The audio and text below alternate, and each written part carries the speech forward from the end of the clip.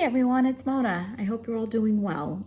It's time for another round of book recommendations for you. I hope you're enjoying everything that you've been hearing about. Uh, these are some books that I have read over the years that I recommend often to family and friends. They have opened my eyes to whole new worlds, to new topics, things that I can relate to, things that just really have touched me. Some of these are real there's some tears shed in here, some laughter. Some of these make me feel really good. Some of them give me ideas on how to be a better person. They're just all around good books. I hope you enjoyed them just as much as I did. The first one is When Breath Becomes Air by Paul Kalanithi. It's about a up-and-coming neurosurgeon. He's just finished his residency. He's working on his fellowship at Stanford. It's touching. He is in the process of becoming, this fine doctor, and he is saving lives. And all of a sudden, he becomes the patient. He was diagnosed with stage 4 lung cancer in 2013. And now you experience his journey through all the griefs, the cycles, grief, depression, anger. He has a lot going on in his life. Him and his wife are just, are having a baby. He's bringing in this new life into this world, but yet his life is about to end. You get to see it all. It's raw, it's powerful, it's moving, and it's touching. You get to experience what it's like to go through this horrible disease. He passed away at the age of 37 in 2015. And 10 months later, the book was published, and it has an epilogue by his wife. So she finished the book for him. And it's just incredible, the survival instincts that kicked in for him and his wife and their family and the things that they went through. You struggle with how do you, continue living life when you have this over your head. It's a gripping book. It's touching, and I highly, highly recommend it. It was one of New York Times bestsellers. It's won multiple awards. It's a great book. The next one is another biography, and this one is called Between Breaths, A Memoir of Panic and Addiction, and it's written by Elizabeth Warka. And if you don't know who Elizabeth Warka is, she's a correspondent. She was with ABC News, and she is someone that I enjoyed watching on the news. She was honest and down to earth, and got some great exclusive interviews. But she had her demons. She admitted to being an alcoholic and had anxiety issues, and this is her way of healing. You read about her upbringing. She, was an army brat. She developed anxiety when her father was stationed in Vietnam, and the family moved there as well. And she's had this since the age of 6, and her way of coping was through alcohol and drugs.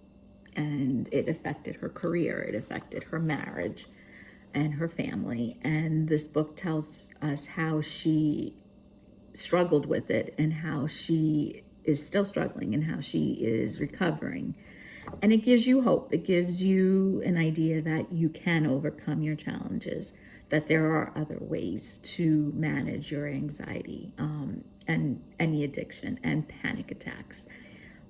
She relied on alcohol, and it cost her, her marriage and her boys, but she's at a better place, and she wrote this great book, and I really suggest that you read this one as well. The next one is called The Namesake by Jhumpa Lahiri, and it came out in 2003, so it's a bit older. This one touches about, it's fiction, it's about a Indian family from Calcutta, a couple who had an arranged marriage and moved to Massachusetts, and their life as they integrate with mainstream America. The father is, accepting.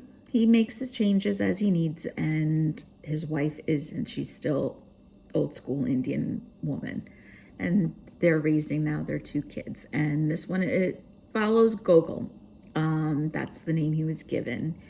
It's a Russian author, and his parents named him this. So now he's an Indian, first generation Indian with a very unusual name.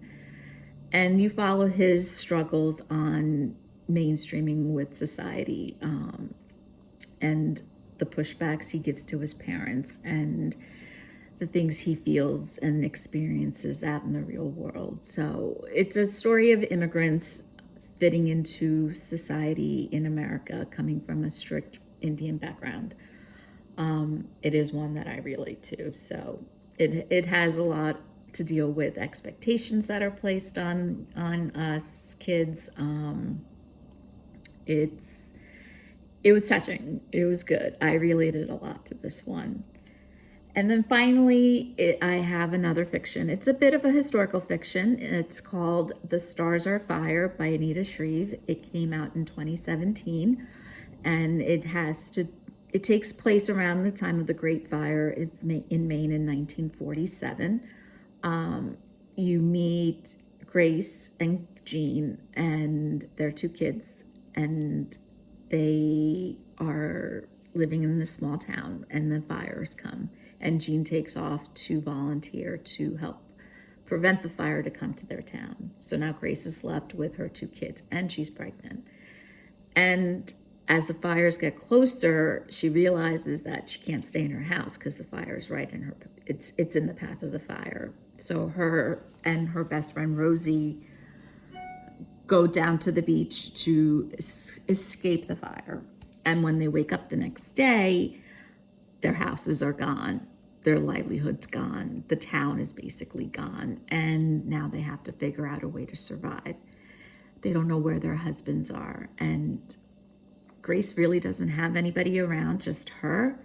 So she takes her kids and she finds a place to stay. And she finds out that she can survive. She figures out what works, what doesn't work.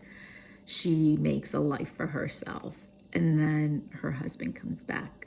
And that's where the challenges are. And you learn about how she can survive this crazy new world that she's been pushed into by this fire. And now her husband's back with his scars and damages and nightmares. Can they survive? Can they make their marriage work? Is she a much stronger, more independent person than she was when she was married? It's a riveting book. It's really good. You are really inspired. You realize that anybody can do anything to survive in this world. And it's just a good book. So these are just some titles that I have for you. I hope you enjoy them as much as I did. They're all available on Libby, and go download and read. Take care. See you next week. Bye.